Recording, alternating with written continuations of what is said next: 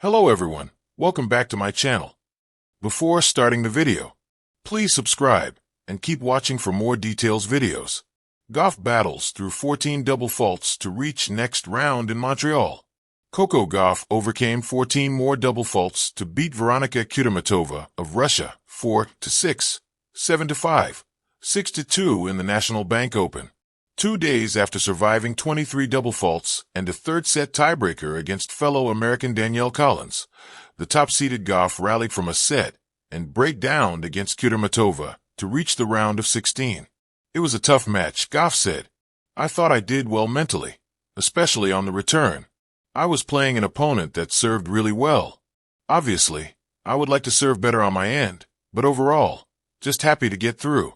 Gauff, number 2 in the world behind Aryna Sabalenka, entered the week having lost 2 straight matches since winning the French Open, falling in her opening matches in Berlin and Wimbledon. It does give positives that I am winning these matches, having literally one part of my game on a crutch, Gauff said. If I can stand on both feet, then I can only imagine that it will be a lot more straightforward and a lot easier for me. Graf set up a match with 18-year-old Canadian Victoria Mboko, a 1-6, 6-3, 6-0 winner over Marie Buzkova of Czechia in the night session. Mboko is the last of the 9 Canadians left. It was a very difficult match, I feel like, mentally and physically for me. Mboko said, I'm just really happy to have come out with a win. McCartney Kessler of the United States upset 4th-seeded Mira Andreeva of Russia 7-6, 5, 6-4. In the next round, Kessler will face Marta Kostyuk of the Ukraine. Kostyuk beat 15th-seeded Daria Kasatkina of Australia 3-6, 6-3, 7-6, 4. Diana Yastremska of the Ukraine knocked off 8th-seeded Emma Navarro 7-5, 6-4 in a night match. She'll face 9th-seeded Elena Rybakina of Kazakhstan, a 6-0, 7-6, 5 winner over Jacqueline Christian of Romania in the last match of the day. 10th-seeded Elena Svitolina beat Kamila Rakimova of Russia 7-5, 6-2. The roar of the Montreal crowd echoed into the warm Canadian night, a mix of relief, admiration, and awe.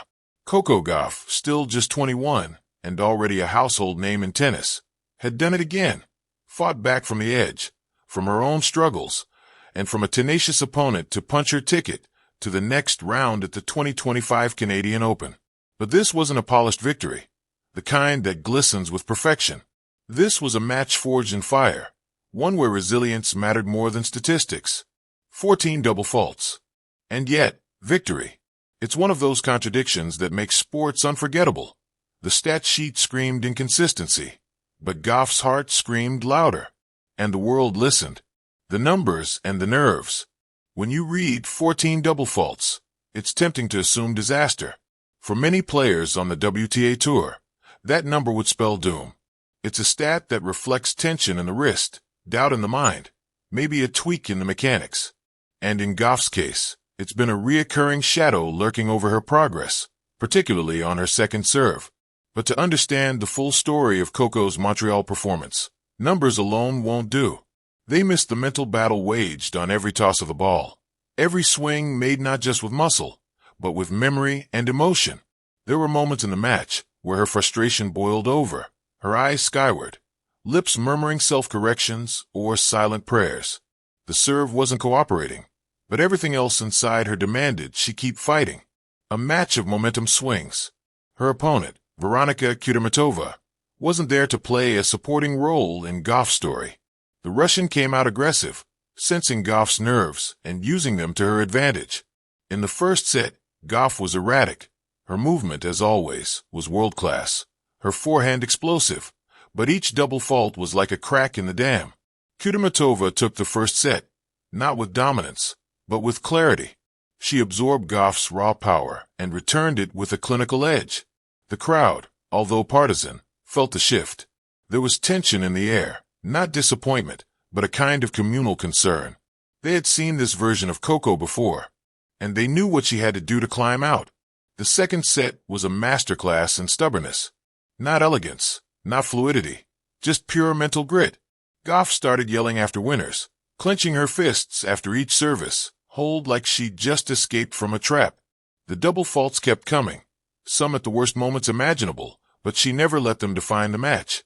Instead, she kept breaking Kudermetova back. And eventually, after a hard-fought tiebreak, Gauff forced a decider. From doubt to determination. There is something elemental about Gauff when she locks in. Not just technically, but emotionally. The third set was where she flipped the script. Her first serves found their range.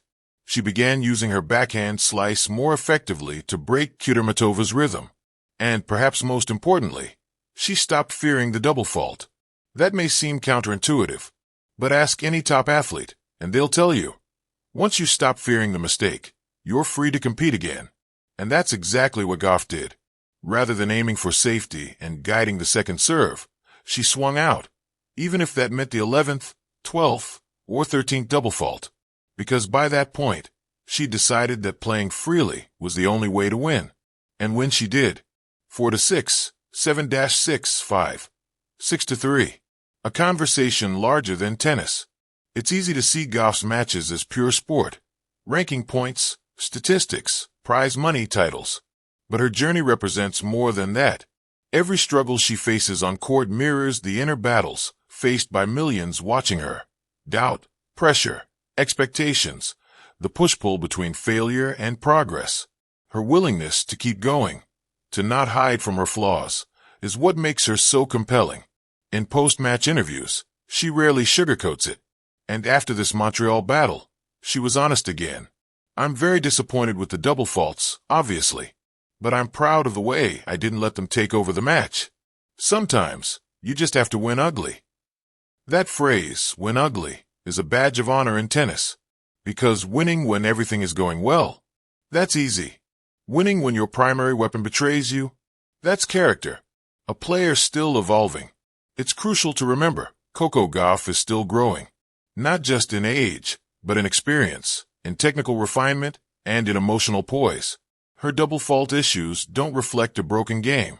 They reflect a young player pushing her limits, tweaking her serve, trying to elevate her ceiling. Champions don't fear failure.